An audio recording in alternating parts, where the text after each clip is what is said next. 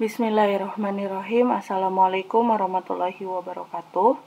Pada video ini saya akan menjelaskan tentang reaksi identifikasi dari senyawa aldehid dan keton. Kenapa disandingkan aldehid ini dengan keton? Karena reaksi identifikasi aldehid dan keton ini hampir serupa. Reaksi yang digunakan hampir sama. Oke, bagaimana reaksi identifikasinya?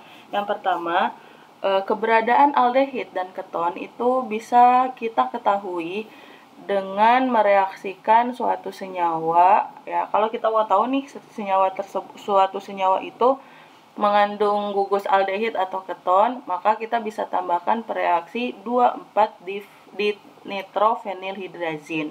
Ya. Jadi reaksi ini 2,4-dinitrophenylhydrazine ini merupakan senyawa atau reaksi yang dipakai untuk mengidentifikasi suatu senyawa itu mengandung gugus aldehid atau keton. Ya.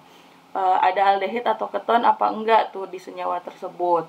Jadi bukan mau ngebedain ini senyawanya aldehid atau ini keton gitu, tapi kita nggak akan tahu gitu dengan reaksi ini tuh senyawanya ini masuknya ke aldehid atau masuknya ke keton, tapi kita tahu kalau di senyawa tersebut ada gugus aldehid atau ketonnya gitu. Nah, ciri-cirinya apa? Kalau misalnya kita identifikasi senyawa dengan reaksi 2,4-dinitrophenylhydrazine ini, nah nanti kalau misalnya ternyata senyawa yang kita identifikasi itu mengandung aldehid atau keton, mengandung gugus aldehid atau keton, maka nanti ketika ditambahkan reaksi tersebut akan terbentuk suatu endapan. Jadi kalau ada endapan berarti ada gugus aldehid atau ketonnya. Tapi kalau misalnya nggak ada endapan berarti tidak ada gugus aldehid atau keton di senyawa tersebut. Kemudian selanjutnya untuk membedakan, reaksi apa nih yang dipakai untuk membedakan suatu senyawa ini aldehid atau keton? Nah, kalau tadi kan kita pengen tahu nih senyawa ada aldehid atau ketonnya enggak gitu. Kita nggak bisa ngebedain isinya aldehid kah atau keton kah. Nah, kalau mau ngebedain suatu senyawa itu isinya aldehid atau keton, misalnya udah diuji nih pakai reaksi 2,4-dinitrophenylhydrazine, terus pengen tahu terbentuk endapan, pengen tahu ini aldehid atau keton, maka bisa dengan reaksi yang kedua ini, yaitu reaksi oksidasi. Jadi kalau kita tambahkan suatu oksidator ke dalam larutan tersebut, ya ke dalam senyawa yang mau kita identifikasi itu, nah kalau terjadi suatu reaksi, maka terjadi suatu reaksi oksidasi dengan suatu oksidator, maka si senyawa tersebut atau larutan yang kita identifikasi itu mengandung senyawa aldehid.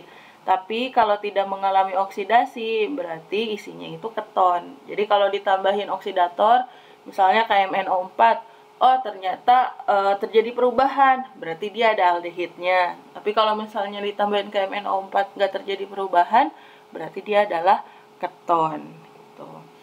Kemudian selanjutnya ada lagi 3 reaksi yang bisa mengidentifikasi keberadaan senyawa aldehid dan keton ini ya.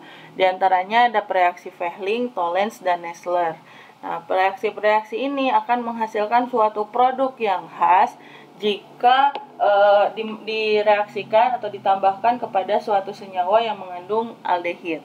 Jadi, aldehid itu akan bereaksi dengan reaksi Fehling, Tollens, ataupun Nessler dengan menghasilkan produk yang khas. Kalau ditambahin Fehling, maka aldehid kalau direaksikan dengan reaksi Fehling maka akan membentuk endapan merah bata.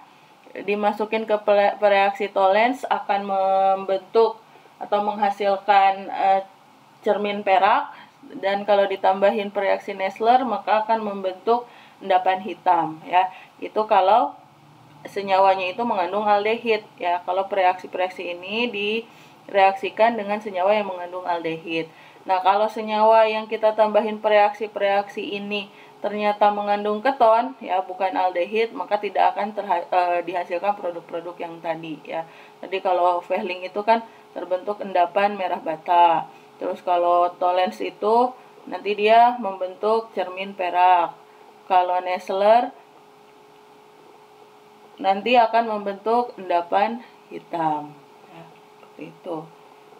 Nah, itu ya reaksi-reaksi identifikasi pada senyawa aldehid dan keton. Jadi kalau kita mau ngebedain aldehid dengan keton bisa dengan reaksi-reaksi tersebut ya. Bisa dengan 24 dinitrofenilhidrazin dengan reaksi oksidasi ditambahin oksidator, kemudian dengan reaksi Fehling, Tollens ataupun Nessler. Ya, terima kasih, semoga bisa dipahami. Assalamualaikum warahmatullahi wabarakatuh.